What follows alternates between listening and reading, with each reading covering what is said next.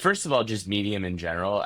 We talked in February of 2024 about Yeah. you taking over, Medium turning a profit for the first time.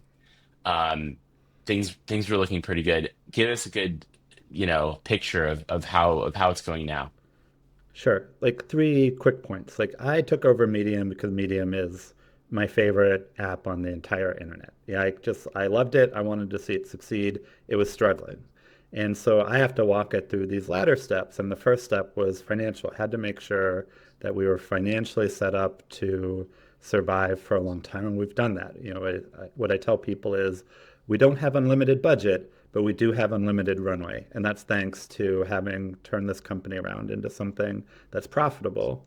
And then, like, step after that is to be relevant. And I think that Medium had really gotten into a confusing place in the market where everyone got obsessed with the professional creator economy and like in the indie media world and the new media world, which you're in. It's like, look, I'm all for everyone in that world making a living, but that's not what got me excited about the internet. What got me excited about the internet was finally getting to hear from everyone, and especially people who know what they're talking about because they actually did it. And essentially, Medium is this home a lot of times for not professional writers, but professionals who write. So, like, I'm reading investors and CEOs and other entrepreneurs because that's my world, right? And the people who work at Medium are reading programmers and designers and like and learning directly from, essentially other people that have the same job as you. Or I'm seeing this whole fight about, vaccines and healthcare, like fought by politicians and pundits and whatnot. And it's like, well, where I go to hear from like actual academics? Medium, right? They're not professional writers, they're not professional pundits, they're not trying to be health influencers. These are professionals sharing their professional experience kind of freely with the world. And so I think what I'm most proud of this year is that we got out of being kind of this like also ran in the professional creator economy. And now I've really seen a lot of writer growth. I think writer growth is up 50% this year. And it's all in that like medium for everyone, like to be the go-to place for everyone to go write and make it as easy as possible and get as much friction out of the writing experience as possible. So yeah, another good year for us. Yeah, you're still profitable. Yeah. It's an interesting time just in general, with media. I mean, with the news yesterday of Jimmy Kimmel losing his show.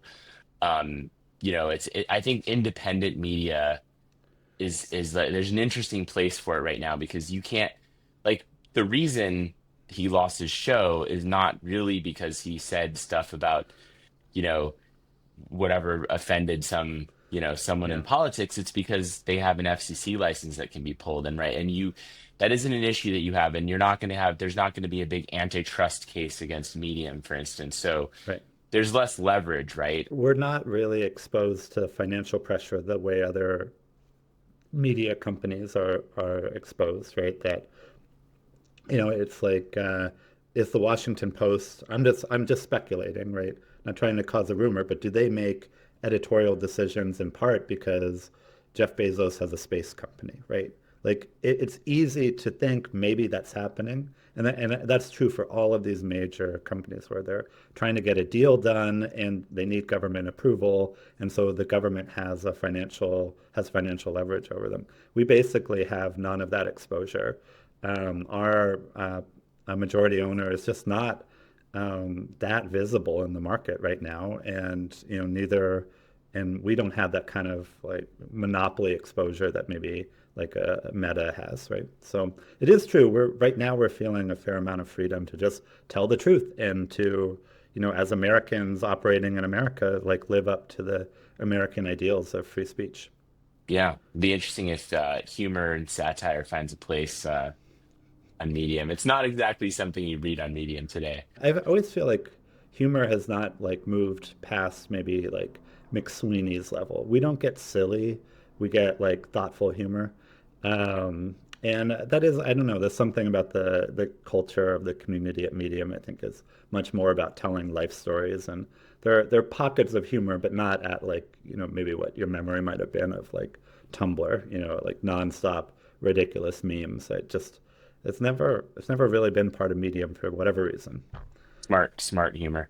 So you also took over right as the AI boom was happening, and Mm, you had to not only contend with like just the economics of the web, but the changing, the issues around AI slop and all these things we talked about the mm, last interview we did. Um, you've become sort of a voice in this sort of fight between publishers and AI companies, if you can call it that, or maybe it's a negotiation. And now you have this new, this new protocol that that you were talking about at the supported. outset. You've supported it. I mean, what is that? How does it work? And what's actually the goal? What are you trying to do there? I think I probably have been one of the biggest AI haters from day one, and it's not because of any like inherent dislike of technology or AI. I just think that the way it's been rolled out has been inherently antisocial. I think that's a better way to explain it than illegal. But if you talk to writers and creators across the internet, they feel like their content was stolen and that someone else is getting rich and not giving anything back. And so why I would call that antisocial is like, look, this is the basis of society is an exchange of value. And if you're not adhering to that exchange of value, you're sort of by definition antisocial. And so I think we could see pretty early on that if the AI companies have chosen that as their first move, that it's like prisoner's dilemma. Like it doesn't matter how collaborative we are by nature, we can't collaborate our way past someone who's taken such an antisocial position. And so from really like the rise of ChatGPT, I've been hoping that we could find some sort of coalition to work together. Because basically, if one media property opts out, it doesn't really have any impact on the company's training language models. You need a lot of people, and this is where I think actually the Cloudflare founder like really has it right Yeah, that Matthew Prince. step one, Matt, you're right. But he just nailed it perfectly. If they're not negotiating in good faith, then step one is you need leverage. And that requires a lot of people just blocking them all at once. The problem, though, is that uh, it just doesn't really make sense to have vendor lock-in for this negotiation.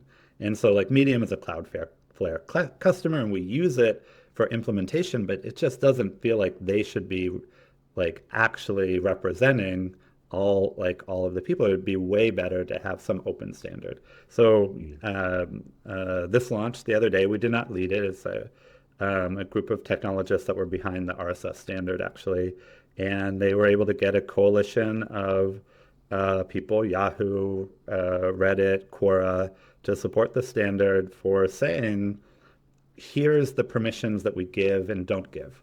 And that's a precursor to then being able to negotiate some sort of compensation out of the AI companies. And right now, I think most of us like our default is we're giving you no rights. We're going to block the crawlers and do everything that we can to make the crawlers' lives difficult, sometimes going to court. I think Medium learned early on that if we want to, we can just poison the results.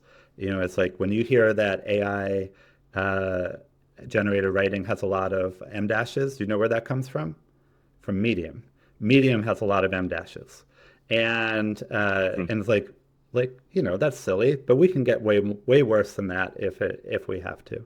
So it's the start of a negotiation, and the point of it is to just bring back this exchange of value. And if we don't bring it back, it doesn't hurt. Like we're not going to be sad about it because our default is no. These AI companies, we don't want to participate in their ecosystem at all unless they're giving something back. But it lets us like give a pretty clear message for that. What is the M dash? Is that because people write were using M dashes on Medium and that got into the training data, or is there a story there? I don't know. Yeah, I only partially knew this, but I got clued in from Medium's founder recently. When when Medium launched, he loved M dashes. He loved a lot of sort of details of This is typography. Ed you're talking about. Yeah. So Ed Ed Williams. Williams is the founder, blogger, and then Twitter, and then Medium. My boss, essentially. And and so he built it into the original Medium editor that it would auto convert certain typographical things into an M dash. So we would like effectively be inserting M dashes into people's writing. And then culturally, a lot of writers maybe have never seen an M dash, but they're writing on Medium, they're seeing more M dashes, they're using more M dashes. It just, as far as like content corpuses on the internet, Medium just has a lot of M dashes. And then I think because the Medium editor was such an influence on other people, a lot of other editors copied that. So it's not that Medium is the only place that does that now, but we certainly kicked it off, and we're one of the biggest sources of that. So, I mean, this stereotype that AI generated content has a lot of M dashes. There's an actual reason behind it, and that's the reason it came from Medium. That's so interesting. I didn't know that. And now it's like everyone has to think twice before they even use an M dash now because they're gonna think you wrote it on ChatGPT. Right. Um, so two things. I want to step back because you sort of, as you were describing this problem, I guess, with AI not giving back, I think there are two issues that are sort of getting inflated here. There's one, and I mean you've written about this, so you understand this, but I mean there's the training part of it, right? And then there's the actual citation of, citations of articles and the way people are using AI as a search engine now. Yeah. So can you just sort of like give me your like just a quick sort of okay, what are those two issues specifically, and are they separate issues or are they related? Yeah, no, it's turning out that they're separate. That essentially there's the language model, which it so it consumes a lot of people's content, but not in a way that's citable. And so there is no credit and usually no money coming back. And that continues to be a very straightforward no from most content owners. It's just why would we participate in this? We really get nothing back. And like I usually make the point that it's worse than nothing. Like these language models are cost Medium money because they're the source of endless slop and spam, right? Like that is a very frustrating non-exchange of value.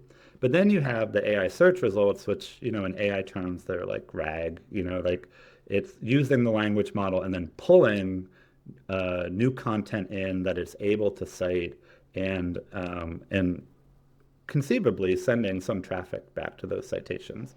So what we saw is that ChatGPT had a massive spike in traffic, kind of spanning winter to spring, leveled off over the summer. Everyone thought, oh, maybe it's just school kids out for the summer and it'll pop back up. But we basically saw that it grew and then leveled off. It's been flat. The nice thing about it, though, is that the traffic it does send tends to be very high intent. We have an easy way to measure intent, which is do people sign up for the Medium subscription? And like a visitor from ChatGPT signs up 4 times more often than a visitor from Google search. And so, kind of looked at it like factoring in intent, ChatGPT is about 4% as valuable as all of Google search traffic right now. Now, look at the Google side is different. Their traffic has no difference in intent. And effectively, what we see is that for every 100 clicks of normal search traffic that disappears, we're getting 1 click of Google Gemini AI search result traffic.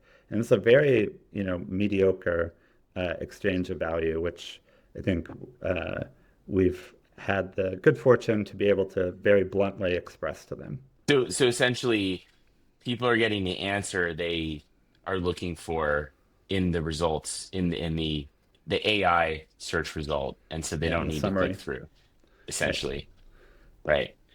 So yeah, what does that mean exactly? I mean, does that mean I mean they were just looking for a quick answer, so maybe whatever the article was like, I don't know, did it really provide that much value in the first place, I guess? Or is that one way of looking at it? Or is it like, no, they're just stealing the content.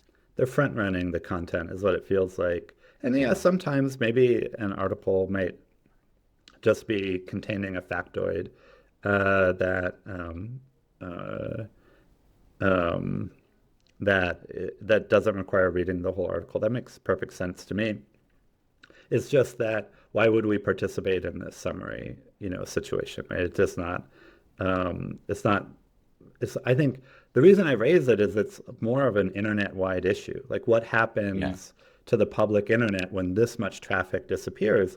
And I actually, even though we're talking a little bit about RSL and like, which is I think mostly about like chiseling money out of the AI companies, I think a Yeah. lot of what we like about the internet is not that sensitive to money. They're sensitive to traffic. Like people want to express themselves and have their ideas validated. They want to have the validation of like someone learning from them. And because it just tells you, oh, my life experiences are valuable. And in order to have that, you have to have traffic. And I think we're already seeing this, what people would call the dead internet. It's like the internet's getting swamped by slop and the incentives are going away. I think what we're seeing is just a retreat to more private spaces. And I mean, that can be good and bad. Like I tried to make the point actually to a lot of people that the Twitter exodus didn't just go to Threads and Blue Sky and Mastodon. I think it also went to Discord. Like that's the example of Yeah. a retreat into private spaces because there's something kind of violent about the global town square right now, right? Like people are going to Yeah. yell at you, disagree with you, and the thing that made it like work is, well, the trade-off is I also get all this like positive attention. And if the positive attention starts going away, then the reason um, to be fully public actually kind of disappears. And I think you're going to get a lot more private spaces, which I mean, I think we're kind of agnostic about it. Like Medium's happy to get into the world of private blogging if that's the way the world is going. Like we just love to see people writing and sharing their writing, to whoever is willing to read it. So I'm more noting this less as a, oh no, the sky is falling, and more as, hey, I think the shape of the internet is changing pretty radically right now. There's so many issues there. I mean, one is like, is it so unhealthy if people are no longer looking for that like algorithmic attention, right? Online. Like that's, I'm listening to that, I'm going, wow, like that actually I have young kids. They're Yeah, not on the socials yet, and it's yeah, terrifying to think about when they are, when they will be. So I'm like, oh, that'd be great. But yeah. I don't Yeah, know. I mean, Yeah. we have that experience, or like there's something actually as like CEO of Medium, you come in loving blogging for the public, but then you become the CEO and you realize like nothing you write will be met with anything other than user feedback. And so my boss, who's one of my favorite writers, almost never blogged on Medium. And then I had that same experience. And what we say to each other is actually our best writing is in the company memos. And sometimes the best writing is just to the two of us. Like I Mhm. save like the best ideas that I've been dying to share with people, just go to the board. But there's a lesson in that too. And I think that's that um, sometimes a private audience is just way more rewarding. So it could be like good and bad to it, right? Yeah. I mean, the bad, like let's not undersell the bad. Like we all got excited for an information superhighway, and that superhighway is getting polluted in a major way right now. Yeah, Well, your shirt says I love I love paywalls. paywalls. I love paywalls too. I was one of the first information employees, and I love what Jessica Lesson was doing there, because then who you're writing for is your customer, right? Yeah, There's no exactly. mixing, no conflicts. It's just, It's an people are honest paying for me to business. do this. Yeah, it's an honest business, exactly. Um, if you have a hard paywall, there's a lot of fake paywalls in the web too, right? Where it's like, Yeah. it's a metered thing, and they're trying to have their cake and eat it too, like traffic and the paywall. But if you have a really hard paywall, like these crawlers are not getting in, right? I mean, they're not, or am I wrong about that? Oh, I mean, typically you would decide whether or not you want to let the crawler in. So the big case is Google. Like, if you let the crawler in, then you'll show up in Google search results, and everyone relies on that. So yeah, I think everyone with a hard paywall, like, the New York Times sort of set the standard, and they were metered first, and then moved to hard, and they were right, it turns out. I think. And same because we were metered and then we moved to a hard paywall. Yeah, I think always you let the Google crawler in because you want those search results. Um, and that's like sometimes true for the other crawlers, but mostly right now in the AI world, mostly we're blocking them from the free and the paid content. Right. But you can't. So if you don't have a hard paywall, right, it's kind of the honor system with these crawlers, right? But if you No, no, this is again where like I don't think Cloudflare is the permanent solution, but I love to sing their praises. They do a good job of tracking these crawlers and blocking them. And they even have like a service that if they catch a crawler misbehaving, they'll send the crawler through like made up misdirected content. Like they right, have a right. poison the crawler kind of service, and I'm like, I love that. That's kind of their newer thing, but then they all were also saying that they were like they went after Perplexity and were saying Perplexity was getting around that system or something, and but if you have a hard paywall, there's no getting around it, right? I mean, these things Yeah, they just no, I mean there is, right? It's like I mean you buy an account. Like you could, Perplexity can afford a $5 a month Medium membership, I hope. but Or then they block that, then that's another $5, and it starts to add up, right? It starts to get for them. I well, okay, we maybe for we these hope. companies, but Listen, right. Well, Perplexity. that Here's would what be you a do. great problem to Keep have if they're if they're right, like, well, we're going to spend $5 billion sure. on Medium subscriptions. You'd be happy, right? Right. Right. But why Then it do works that, itself right? out. Like just like call us, right? And I think that's all the content platforms really feel that way. Like just call us. Yeah. Um, Also, I just have to like I didn't say this earlier. I have to say it. I think we're the only platform that is intending to pass 100% of any money we collect, pass it directly on to the writers. I think I've seen all the other platforms do side deals and then just pocket the money. Our intention has always been like that we would pass it on. Medium's not in the sell your data business. We never have been. We don't want to be. Like this is someone else's writing, and the best we can do is negotiate on their behalf. My CFO wants me to have the disclaimer that if our legal fees are high, we might cover our own costs. But other than that, just like we really want to pass this through. I noticed in that, like, speaking of the information, um, there was this, where's my screen keep going to sleep? Sorry, but you just went black for a second. But you're still there. So, so back when I was at the information, I remember like, and I'm sure they've gotten better at this, but we were behind a paywall, so you'd have some scoop, and Google would you'd search it on Google News, whatever the topic was, and you'd see five articles.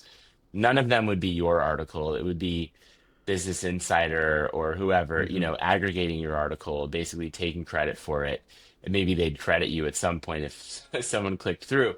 But they were getting the wrong articles. I mean, I still see that happening today. And my point in saying that is we don't live in a very like the internet today, this might sound like I'm old or something, but it's not a perfect system. And it's, the right people are not being compensated all the time. So I'd love to know what is there a vision for like the point is the question I'm asking is we're in this transition period right now from the old internet to the AI era of whatever that's going to be, on the web. There's an opportunity here to not just try to preserve what we have, but to make things better, right? And I'm wondering if there's a vision there. Like, do you have sort of an idea of like what would be the sort of like utopian idea of the web in your mind? I'd throw the idea of utopian out the window, right? I think we sort of got lost holding on to the idea that the information needs to be free, which then left space for ads, which then led to the attention economy, which then led to everything you don't like, right? Like that's why people were front running your stories on the information is like like was a cheap way to get page views to sell ads, right? And so I just think that didn't work. And if we can accept that it didn't work, and that also we live in the Western society and businesses need to make money in order to exist, then we have to start with just the foundation of different business model. And this like honest, direct payment, direct from the customer kind of business model, you and I both learned that's the way to do it. And if we start there, yes, then I think we can start to have conversations about better places on the internet. And some people are going to go out of their way to choose those because they they really matter to them, right? And it might be that in the old world, when we were getting all this free traffic, we misunderstood who was there because it really mattered and who was there because they were just killing time. And I think that's one of the lessons that we have to learn is that like we're in the business of providing substance, right? And that doesn't mean to every person on the planet a lot of times, right? It means to the handful of people that really, really need to get it right. So I'm super optimistic for these pockets uh, like sort of good internet popping up, having learned the lessons of sort of like both of the prior waves, like the information wants to be free, followed by like the good and the bad of the ad-driven phase, and now something new. And I think Semafor does this. I think that Medium obviously is like intending to try to create a better space on the internet that is thoughtful and informed. And because we know, like, no matter what trend is happening on the internet, I don't think that people are going to stop wanting to be smarter. Like that, like a universal belief is that your life gets better if you get smarter. And if we can just like have a home that promises that, like there will be a business to be had, which we've already proven. What is the non-utopian but vision for what where we is it Right. paywalls? Is it, you know, Yeah. I think consumers should pay. And that's what makes it non-utopian. Like, let's just give up on the idea that you're going to get like the most valuable things for free. Like, if what you care about is value, then you're gonna have to pay. But like Medium is $5 a month. This is not like a steep price point, but it allows us to be really aligned with a lot of writers and a lot of readers. And I think, like that's a lesson to learn, everywhere on the internet. So yeah, I think that's the direction. That's the thing that gives me hope. Um, and because like if I could like follow the logic or trace the logic for people, because we're charging, our incentives changed. It went from what can I get you to click on to what can I get you, what story can I put in front of you that you're going to be happy to have paid to read? And that bar is just totally different. And so then in order to do that, then because we're incentivized, we're doing all of these changes and like what incentives we give to authors so that we have a different category of author that's writing here and succeeding here that can deliver on this. Wow, like get the reader to feel like, oh, I'm really happy to have paid to read that. And so like it just all kind of followed from incentives. And like the mission, the high-minded mission part is we could see that. So we chose those incentives at the beginning so that we would have the incentives to do this good thing that we want to do. you're talking about trying to work with these AI companies, but does that mean that if I'm if I'm using one of these AI tools to try to do research or whatever, right? That Medium is like left out of that? Or do you see a world where Medium just is fairly compensated through one of these new The standards medium or community. Yeah, I think probably the Medium that community, in right? It passes through, I should say. Yeah, I gotcha. I actually keep running into people that want Medium itself as a business to just pocket this money, and I think that means that they think we're hurting for money. And this is just it doesn't feel uh, more like the moral thing to do. They would just have to give this to the writers. Um, I think the major tools are going to have access to Medium, and I think this is one of the high leverage points. If somebody continues to not play fairly, they're going to get cut out of a really competitive situation that they're in with the other tools. So yeah, I mean, as I was saying, we get a ton of traffic from ChatGPT. We're in there. I think more and more we'll be getting more from Claude. I believe Google will get better.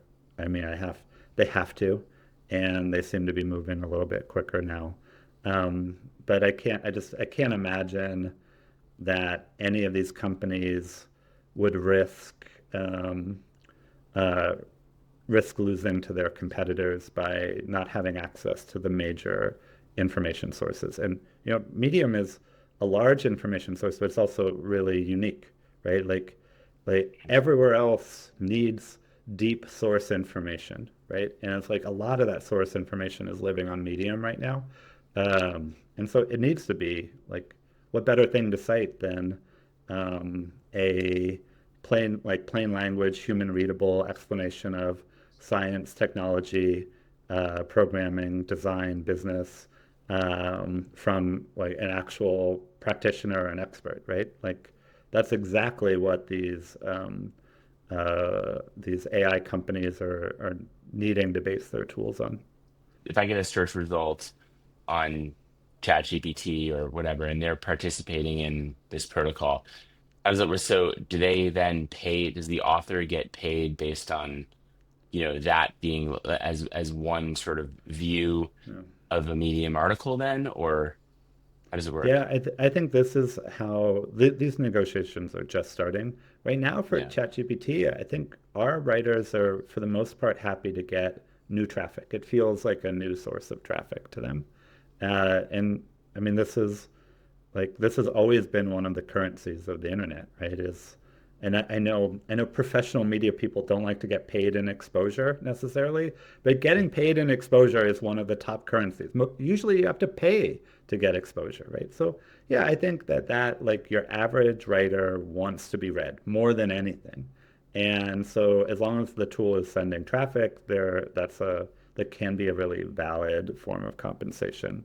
It's more if an AI tool is not paying in traffic at all, and also not paying with money, that can be very weird. Or if the traffic's um, pretty small, then I think that they basically they're going to have to pony up some money or be blocked. So there'd be sort of like some kind of scale where like, well, if they don't click through, if you're cited in say in our a search result or a deep research result or something, Right. and there is no click through, now you've got to pay. But if you click through, maybe you don't have to pay. So you Yeah, kind of, something like that. right. Or if one of these tools really starts to keep the traffic local to them, I think it's likely that now the ecosystem, not just Medium, but the ecosystem now has leverage to start to say, oh, we're gonna lock you out. And I mean, that's what makes it a negotiation, right? We needed some leverage for the negotiation. We, as the coalition of of media sites and content platforms. So I think we're starting to get that, and that means it kicks off um, some negotiating for what the long-term deal is going to be. In your discussions with, trying to pull more media companies into this group, has anybody said no, like we're not interested, or is it just, a matter of time until you get to everybody? Yeah, I mean, what's nice is that, we just got to join a coalition, that it's Eckhart Walter and the team at RSL that did all the legwork of bringing everyone together. So the only Yeah. thing we really did is we heard about it early because we'd been vocal already. And we said, like, it took me maybe like 30 minutes to sign up. As like, I looked at the protocol that they built, and said, like, use our name. Like, you go build a coalition. We'll sign up first thing just to give you credibility when you go to other people. And, I love it. Like, they did heroic work to get a coalition together. So you're So, not you're not involved in that and helping in that way, basically, is what you're, no, yeah. no, no, no. So yeah. I think there's something awkward about uh, the big platforms actually kind of coordinating directly that way. And this is why open protocol makes way more sense, because then we can just sign up to something that's pre-built. I don't know. What do you see? Are there any impediments though to getting, do you think, to more publications joining? Well, now everyone's wondering, will the AI companies respect it, right? Like, what is it? Will they come to the table? Will it change any of the deals? I think that's probably the thing that's most likely to decide to what degree more people sign up for it. But also, this just launched, a week ago, And first step is the next step after launch is just awareness that so that other people can sign up and join.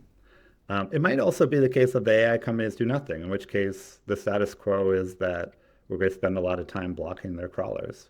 There's another thing that's sort of interesting about like this, the way AI, you know, at least in the crawling part, in the search part of the equation, the way it looks for articles, it's not based on, t time, like today's news and what's new. That was sort of the Google News way of doing things. And Hmm. so there's not much of a long tail with Google News, right? Like if once your article's old, it's not getting cited anymore. Whereas Hmm. I could see like me in Medium and other publications, articles kind of like if it's the authoritative article on a certain subject, Oh yeah, having a very long tail, getting yeah. cited for a long time. So have you thought about the economics there? Could that be a real source of revenue, or is it just, I mean, the long tail, right? Could that be good revenue for, publishers or authors? We think about it just because it's so natural to the world of the internet. You let everyone share their story, and you realize how many niche stories there are. And there's a lesson I learned at O'Reilly in like 2003. I was there kind of in this Yeah. transition from like programmers worked from O'Reilly books to programmers worked by finding the answer through Google, right? And what Tim O'Reilly said, which is really held true, which is our books are better than what you can find on the internet. But best case scenario, they're published 6 months after you want the answer, and there's never going to be a book for every niche question that you're looking for, right? And so, yeah, that's like that explanation of the long tail is like has held up, forever. And running a writing platform like we do at Medium, yeah, all we see is the weird long tail niches that are actually like somewhat popular, right? And we get a lot of evergreen writing because sometimes someone just has a unique experience that no one else is ever going to have, and then they share it, and it ends up being valuable for a really long time. You mentioned last time you talked, just like the platform is kind of getting flooded with this AI slop. Mm. And that was over a year ago. So and it was hard to detect, right? In terms like technically, right? These Yeah. detection tools aren't good. Now we have the M dash, so maybe we're we're okay. But is there still a lot of slop, or has it gotten worse? Where are we now with the slop problem? Yeah, I think it's subtle. What is the problem, right? There is a lot of AI slop. Is it showing up for our readers? And so we've always just focused on what are we recommending to our readers? And the question is not whether or not it was generated by AI, it's whether or not it's good. And so AI slop is just a subcategory of bad writing that we don't want to recommend to our readers. And so, like we could call it AI slop, say this is a trend around AI slop, but it just slots into the existing systems on Medium for how do we protect our readers from bad writing. And like this, we already had those systems in place. And actually, for the most part, what gets recommended in Medium's recommendation systems has been read by at least one or two humans before you ever see it. And as a result, like a lot of what you would call AI slop just is like completely hidden from the thing that's most important. Is it going to get read? Does it exist on Medium? Oh, absolutely. It's everywhere because we can't. That's where kind of the definitive like site rules are impossible. I can't say we don't allow AI generated content because I can never prove it's AI generated. And because the AI tool detector tools don't work, and if they do work, if you run AI generated writing through a humanizer tool, like you can get the AI detection score from 70% to 0%, instantly, and people do that. So like a lot of times, the way we catch AI sloppers is the same way we would catch spammers. The post rate is really high, rate limit them. Or like if they manage to get through all of these human curation systems and start to get popular, then you realize like their life story changes. It's like one day they're in high school, the next day they're a 40-year-old data scientist. And it's just like, wait, these are not real stories. And then we chuck them. Have you had any AI not slop, like a story that was AI written that, you know, did go viral? It's all like degrees, I'm sure. Like there's a lot of AI supported writing, and I think usually if it does well, it's because there was a lot of human guidance behind the AI. And and so in that case, it's just a gray area. Like, wait, like this is really smart. The writer put a lot of effort into prompting the AI to write something that's really useful and checked all the things for hallucinations.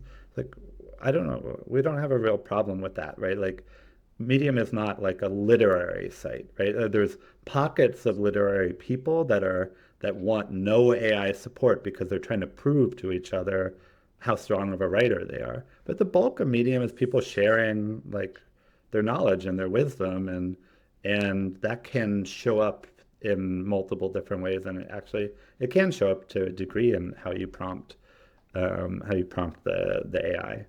There was a freelance writer who was writing for multiple publications, like Wired, like pretty legit publications, and was pitching these stories they were great. Like they were the perfect feature stories.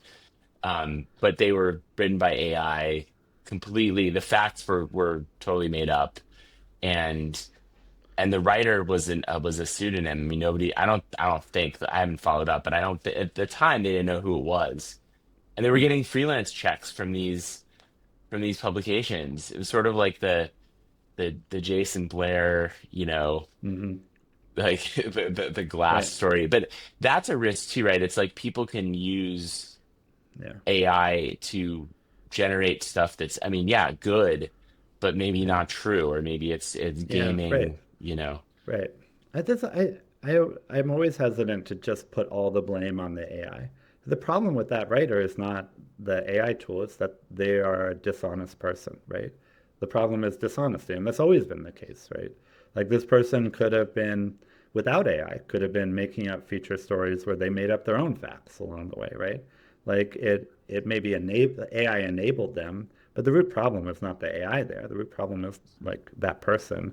Um, it was comfortable lying for money. And I guess on Medium, you'd have people would call that out, right? Somebody would Yeah. read it. If it got enough attention, people would read it and go, you know, this is Yeah, it's bullshit. bullshit. What's something that you've loved on Medium recently? Like what are the most popular you know, stories or, you know, I, give me some. I, I mean, I, I think Medium has gotten a lot better recently for trending, right? Like I've actually been reading a lot more news on Medium, like check the search results and been like, okay, what's the reaction here? And there's actually a good moment for that when mainstream media is a little paralyzed by, like you can't actually say things that are obviously true right now without getting putting your job at risk. I think is what it probably feels like to some people in media right now. And so those same topics that were getting journalists fired were well covered on Medium recently by just everyday people who um, don't care about that. Might not even be based in the U.S.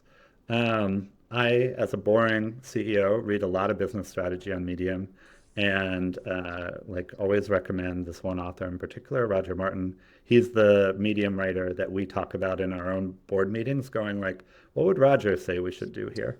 Um, Cool. and and then also like the AI world is changing so much that I'm reading everything I can about AI agents because I think that's the wave of AI that actually feels more powerful, for me is that not that it will replace humans, but it'll actually do our bidding. Like that's what I'm excited about, right? Like we want a robot to like do our laundry, um, not to take our job, right? And or certainly not to do the creative pursuits that are so rewarding to us, right? So I think that world of AI agents is very interesting to us, and almost everything that I learn about AI, I end up learning it from other writers on Medium. It's one of the by far the deepest topics on Medium. Have you thought about doing some of these using AI to create some of these like discovery tools? Like for instance, you could do, I think of like a notebook LM, right? Like, Hmm. it, I noticed you can't take a Medium article and put it into notebook LM, I don't think. It's Yeah, not it's not allowed. But if you could do that yourself, right? Like you could have right. a Medium podcast or something that's AI generated and you compensate the author somehow. Have Yeah. you brainstormed about that stuff? The answer is yes. And the editorial term TK that you drop in a piece to say to come would just Yeah. say what we're doing there is TK. But it's not off the table. It's Nope, there is stuff. It sounds like there is stuff in the works. That'll be interesting. there is. That'll be fun. I think that'll be really interesting to see.